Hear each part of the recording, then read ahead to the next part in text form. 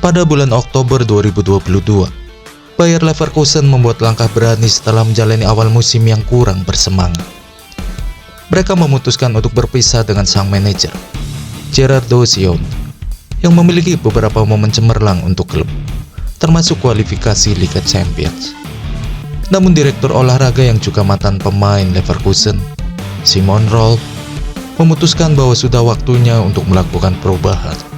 Keputusan untuk mengambil risiko dengan pelatih yang belum terbukti, yaitu Xabi Alonso, adalah sebuah pertaruhan. Bagaimanapun juga, Bayer Leverkusen bukanlah klub kecil di Jerman. Leverkusen adalah klub yang memiliki sejarah yang kaya dalam hal sepak bola Jerman yang didirikan oleh para pegawai perusahaan farmasi Bayer AG. Mereka memiliki beberapa musim yang luar biasa di Bundesliga. Meskipun itu tidak akan menjadi acuan yang membuat kalian senang sebagai pendukung Leverkusen. Mereka telah menjadi runner-up dalam 5 kesempatan terpisah tanpa pernah memenangkan divisi teratas. Tidak ada gelar Bundesliga. Mereka telah meraih beberapa trofi di Eropa yang akan membuat kalian kembali ke masa lalu dengan memenangkan Piala UEFA pada tahun 1988. Yang sekarang tentu saja adalah Liga Eropa, serta DFB Pokal, Piala Liga Domestik Jerman. Leverkusen telah mendapatkan reputasi yang tidak menguntungkan di seluruh Eropa karena dalam musim 2001-2002, mereka kalah di final DFB Pokal dan final Liga Champions, serta tersandung di Bundesliga dengan kehilangan keunggulan 5 poin dengan hanya 3 pertandingan tersisa. Musim ini adalah bencana yang menyebabkan terciptanya julukan Neverkusen. Jelas bukan jenis permainan kata yang ingin kalian lekatkan pada klub favorit kalian, di mana mereka hampir melampaui The Bavarian, tetapi tidak pernah bisa untuk sampai di sana. Pada musim 2022-2023, tidak hanya sekedar tidak mampu untuk mencapai tujuan mereka, Leverkusen yang dulunya perkasa ini berantakan dan mendekam di posisi ke-17 di Liga. Mereka sangat membutuhkan pelatih baru untuk membawa mereka kembali ke masa kejayaan mereka. PR besarnya adalah menemukan seseorang dengan perpaduan yang tepat antara pengalaman kepemimpinan yang berkualitas dan persiapan yang baik untuk tugas yang sangat penting ini. Perjalanan karir terakhir Xabi Alonso di Jerman sebagai pemain bisa dikatakan berhasil. Dia sukses di bawah arahan Pep Guardiola di Bayern Munich. Periode ini mirip dengan apa yang dilihat Alonso pada sebagian besar karirnya. Seorang pemain yang sangat dihormati oleh rekan-rekan setim dan staf. Alonso adalah pesepak bola kelas dunia. Bahkan di luar lapangan dia adalah individu yang terhormat. Seorang pria berkelas. Dan terkadang saya pikir mungkin memiliki karisma kepemimpinan.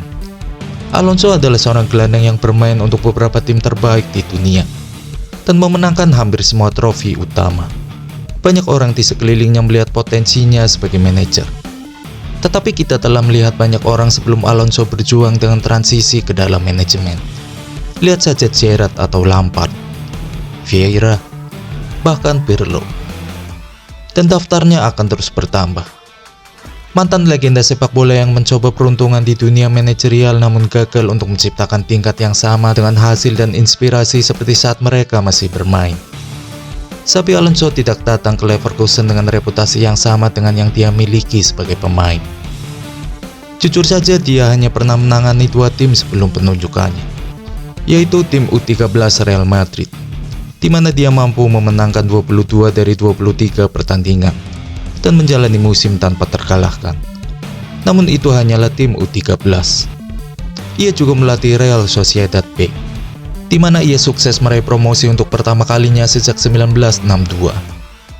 Kedua prestasi tersebut merupakan pencapaian yang solid. Namun itu bukanlah rekam jejak yang diharapkan dari seorang manajer yang akan mengambil alih sebuah klub besar dari liga papan atas. Itu adalah risiko dari sebuah penunjukan, dan Leverkusen mengetahuinya. Namun seperti yang dikatakan Simon Rolf kepada Sky Sport, memang benar bahwa Xabi tidak memiliki pengalaman sebagai kepala pelatih di level ini, dan juga dalam situasi yang sedang dihadapi klub. Tetapi bagi saya, selalu penting untuk mempertimbangkan kualitas kepala pelatih, dan saya tahu bahwa dia memiliki kapasitas untuk meningkatkan kualitas tim. Para pemain mungkin memiliki keyakinan, tetapi tidak semua orang setuju dengan penunjukan yang beresiko. terutama untuk tim yang berpotensi mengalami degradasi. Alonso mendapat tekanan yang sangat besar dari lompatan tersebut. Jadi mengapa harus mengambil resiko? Semangat Alonso untuk sepak bola sudah tertanam di dalam dirinya sejak usia yang sangat muda. Ayahnya, Perico, adalah seorang pemain sepak bola profesional terkenal yang memenangkan 2 gelar liga bersama Real Sociedad, dan kemudian menjadi seorang manajer. Dan tentu saja, sebagai seorang anak, Xavi adalah seorang pecinta sepak bola yang menghabiskan banyak waktu dengan permainan ini. Ia bahkan sering melakukan perjalanan ke Pandelanka, di mana ia bertemu dengan temannya, yang juga kebetulan sebagai peminat sepak bola, Mikel Arteta, yang kini tentu saja melatih klub sekelas Arsenal di Premier League. Kecintaan Xavi pada sepak bola terlihat jelas dalam segala hal yang ia lakukan. Dan kemanapun dia pergi, dia selalu menerima pelatihan sepak bolanya. Jika kalian perlu tahu, di rumahnya, dia memiliki ayah dan saudara laki-lakinya yang jelas ahli dalam hal sepak bola. Dan ketika dia menjadi seorang profesional, dia tunduk pada beberapa pelatih terbaik yang menemaninya selama karir bermainnya. Pep Guardiola, Jose Mourinho, Rafa Benitez, Carlo Ancelotti, dan seterusnya. Mereka adalah para manajer yang telah menciptakan tim-tim yang ikonik dan legendaris yang memiliki dampak jangka panjang pada olahraga ini. Dan Xavi telah dilatih oleh mereka semua, sehingga pengalaman ini memungkinkannya untuk membentuk visi dan pandangannya mengenai sepak bola. Dan bagaimana seharusnya permainan itu dimainkan dengan penuh keyakinan dan kepercayaan diri. Selama berada di Real Madrid, ia benar-benar beresonansi dengan pendekatan taktis dalam olahraga ini. Dan itu adalah periode yang masih mempengaruhi teknik kepelatihannya saat ini. Di Madrid, sebagian besar gaya bermain mereka seperti yang kalian tahu. Transisi yang sangat cepat, tidak terlalu banyak penguasaan bola, dan lebih mengedepankan serangan balik yang cepat. Ini adalah sebuah pendekatan yang telah terbukti membawa kesuksesan. Alonso telah memilih formasi 3-4-3 yang fleksibel yang sering berubah dan bergeser dari satu pertandingan ke pertandingan lainnya. Tetapi premisnya sama. Setiap pemain memahami peran mereka untuk melakukan operasi dengan presisi dan fase ini sangat indah. Untuk memiliki sinergi seperti itu di lapangan, kalian dapat mengetahui seberapa banyak skenario dan urutan ini telah dipraktekkan di tempat latihan. Hal ini juga memberikan keuntungan lebih lanjut kepada tim yang dapat mereka putar. Mereka dapat mengubahnya dalam sekejap. Lihat saja upaya Bayern Munich untuk menandingi mereka ketika mereka memiliki pemain yang lebih baik. Setidaknya di atas kertas, satu sisi fokus pada tujuan dan berkomitmen pada sebuah rencana. Sementara sisi lainnya bergantung pada kualitas individu. Seperti pepatah kuno yang mengatakan bahwa kerja keras akan mengalahkan bakat jika bakat tidak bekerja keras. Mungkin kita harus menambahkan sedikit twist di mana taktik yang lebih baik dapat mengalahkan talenta yang lebih baik. Dan kami telah melihat ini sebagai tema yang berulang dalam sepak bola selama bertahun-tahun. Atribut kunci lain dari kebangkitan Leverkusen adalah kembalinya sang Golden Boy, Florian Wirtz. Ia adalah pemain terbaik sebelum cedera. Kembalinya Wirtz telah menandai kelahiran kembali Leverkusen. Alonso menempatkannya dalam peran yang hampir bebas berkeliaran di mana ia dapat menjadi penghubung antara lini serang dan lini tengah. Ia tampil luar biasa musim ini, dan dapat dimengerti jika ia dikaitkan dengan beberapa transfer besar. Perekrutan pemain juga merupakan bagian penting dari kesuksesan tim manapun.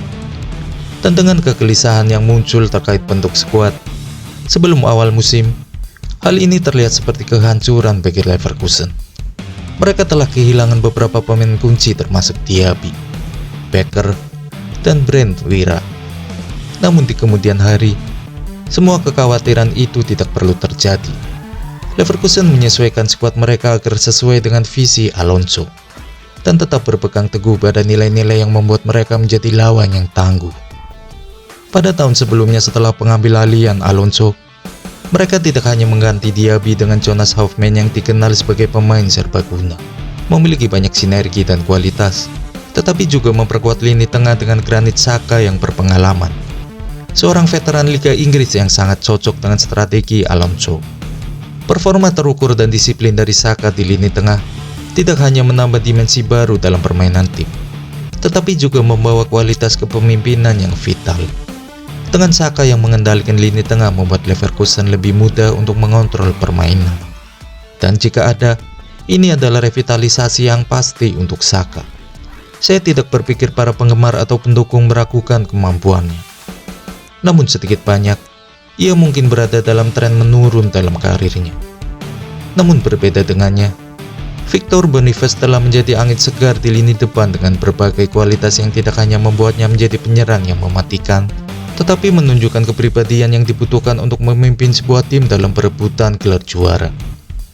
Namun bisa dibilang pemain terbaik mereka musim ini tidak lain adalah Alex Grimaldo. Sebuah perjalanan karir yang tidak biasa bagi seorang bek kiri kelas dunia yang memulai karirnya di Akademi La Masia yang terkenal di dunia. Namun, Grimaldo telah berjuang keras untuk masuk ke tim utama Barcelona, terutama dengan pemain veteran Jordi Alba yang membuatnya kesulitan mendapat tempat. Ia kemudian memilih pindah ke Portugal, di mana ia tampil di berbagai pertandingan untuk Benfica. Namun karena suatu alasan, ia tidak terlihat. Ia tetap bertahan di tim asal Portugal itu selama 7 tahun, sebelum pindah ke Jerman musim ini. Bisa dikatakan bahwa ajaran La Masia-nya terlihat jelas untuk Leverkusen. Menampilkan kekuatan menyerang dan bertahan, seorang pengumpan yang fantastis, dan dia juga memiliki spesialisasi dalam hal bola mati. Sekarang bisa dibilang jika combo back sayap terbaik di Eropa sedang berada di Leverkusen.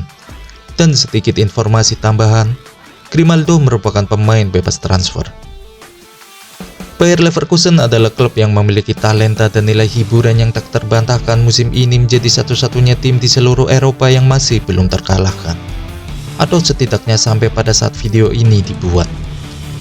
Dan mereka hanya butuh 3 kemenangan lagi untuk memastikan gelar juara Liga. Mereka telah mampu menyelesaikan pertandingan melawan elit Bundesliga yang telah membawa mereka pada keunggulan yang cukup besar dalam perburuan gelar juara. Alonso telah menunjukkan kepada ruang ganti Leverkusen bagaimana cara para pemenang memainkan sepak bola. Dan pertanyaannya, apakah kita akan melihat adanya kutukan baru? Atau apakah Alonso benar-benar telah memulai revolusi penuh? Mari kita diskusikan di kolom komentar. Sekian, dan sampai jumpa minggu depan.